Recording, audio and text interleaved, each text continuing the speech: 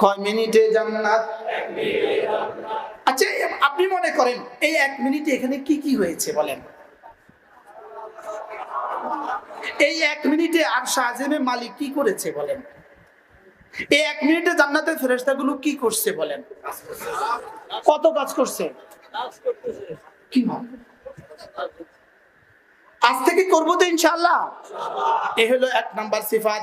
2 number, রাসূল বলেন ঘুমাবার সময় আবার পড়বা 33 বার সুবহানাল্লাহ, 33 বার আলহামদুলিল্লাহ, 34 বার আল্লাহু আকবার।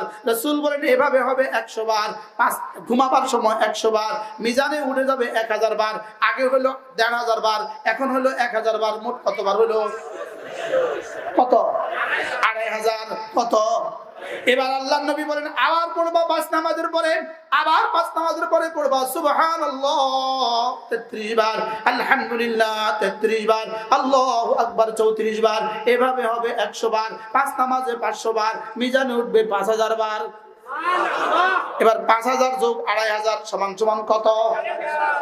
এবার 7500 তাসবিহ নিয়ে যদি কেউ হাসরের ময়দানে উঠে, তার জীবনটা কেমন হবে?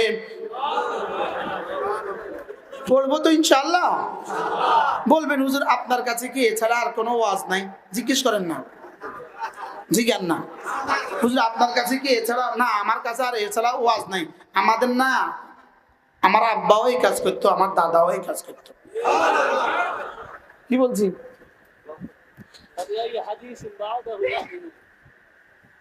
আমার একবার একটা ইশকাল আর কি, হুজুর এই ছাড়া কোনো ওয়াজ পারে না, তাসবিহ ছাড়া তার কোনো ওয়াজ নাই। আমি দেখছি অল্প কয়েকদিন পরে তো চলে যাব। এই দেখতে দেখতে তো চলে যাব। একটু পুঁজি মাঠ থেকে কামায় লই। মাঠ থেকে কি? আমি যে এখন 1 মিনিট পড়ছি, আশা তো করা যায় ইনশাআল্লাহ আপনারা সবাই মিলে যা পড়ছেন আমার এখানে তা উঠে গেছে। আপনাদের সবাই মিলে 10 বার 10 বার 10 বার 30 বার, আমার কতবার হয়েছে ইনশাআল্লাহ? এবার যেই মাদ্রাসার মোতাবেক আমার আনছে তার কতবার হয়েছে?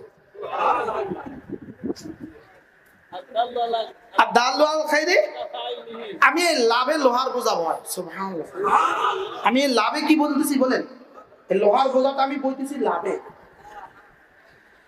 এরপরে রাসূল বলেন কোন মানুষ যদি ফজরের পরে 3 বার পড়ে সূরা ইখলাস, 3 বার পড়ে সূরা ফালাক, 3 বার পড়ে সূরা নাস, আল্লাহর নবী বলেন ফজরের পরে পড়বা 3 বার 3 বার 3 বার, এশা মাগরিবের পরে পড়বা 3 বার 3 বার 3 বার, যোহরে পড়বা একবার একবার একবার, আসরে পড়বা একবার একবার একবার, এশায় পড়বা একবার একবার একবার।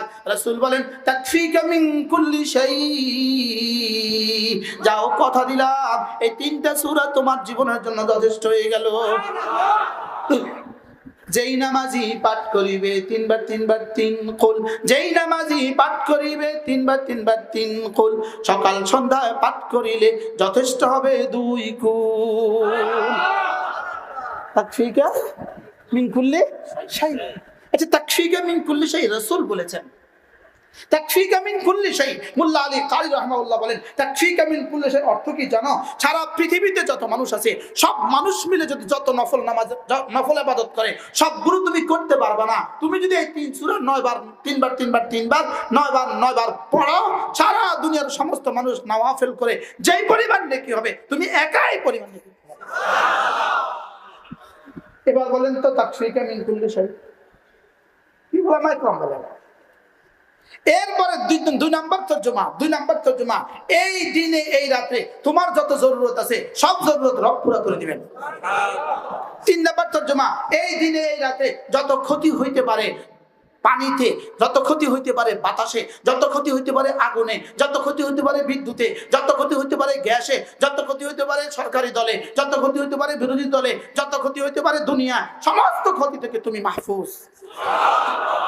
লাভটা কত? পড়েন যেই নামাজি পাঠ করিবে 3 বার 3 বার 3 কুল, সকাল সন্ধ্যা পাঠ করিলে যথেষ্ট হবে 2 কুল।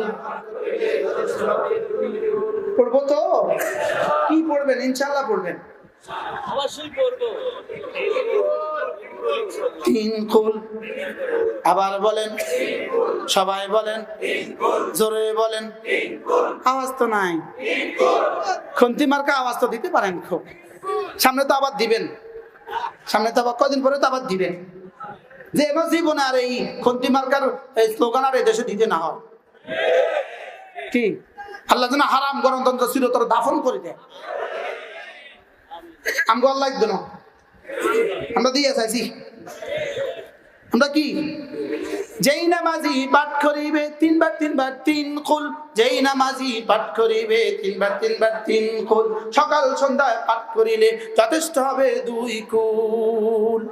পড়বো তো? এবার প্রশ্ন, হুজুর নামাজ পড়ে পড়বো না নামাজ না পড়ে পড়বো?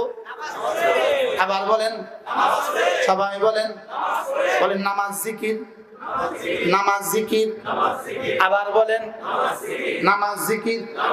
4টা শব্দ বলবেন, বলেন নামাজ জিকির, জিকির নামাজ, নামাজ জিকির, জিকির নামাজ। আগে বলেন একবার, পরে বলেন আরেকবার। ঘটনাটা কি? ফজর থেকে জোহর পর্যন্ত চলবে জিকির, এবার জোহরে নামাজ, আবার চলবে জিকির, এবার আসরে নামাজ, আবার চলবে জিকির, এবার মাগরিবে নামাজ, আবার চলবে জিকির, এবার এশার নামাজ, আবার চলবে জিকির, এবার ফজরের নামাজ। তাহলে জিকির কবে, নামাজ কবে? নামাজ পড়তে পড়তে জিকির, জিকির করতে করতে নামাজ। এজন্য শব্দ নামাজ জিকির, জিকির নামাজ। সুবহানাল্লাহ বলেন।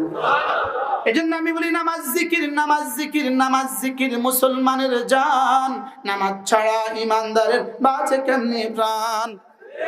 জিকির ছাড়া ইমানদারের বাঁচে কেমনে প্রাণ? তারা জিকির করে নামাজ পড়ে না, এদের উদাহরণ হলো পাগড়ি আছে লুঙ্গি নাই। আপনাদের পাবনাতে তো নাই, পাবনা তো ফ্যাক্টরি আছে, পাবনা তো হাসপাতালে আছে এই শ্রেণীর লেখা। পাবনা কইলেই সারা বাংলাদেশে পাবনা শব্দ কইলেই কি বুঝে?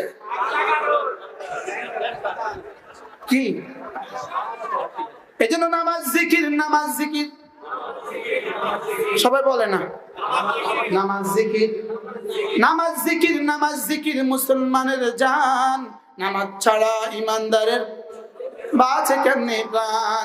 জিকির ছাড়া ইমানদারের বাঁচে কেমনে প্রাণ? আকিমিস সালাতা লিযিকরি, নামাজ হবে জিকিরের জন্য। ওয়ালা যিকরুল্লাহি আকবার, আর জিকির হবে নামাজের জন্য। বলেন নামাজ হবে জিকিরের জন্য, জিকির হবে নামাজের জন্য। নামাজ জিকির একসাথে চলবে। কি চলবে? বলেন কি চলবে?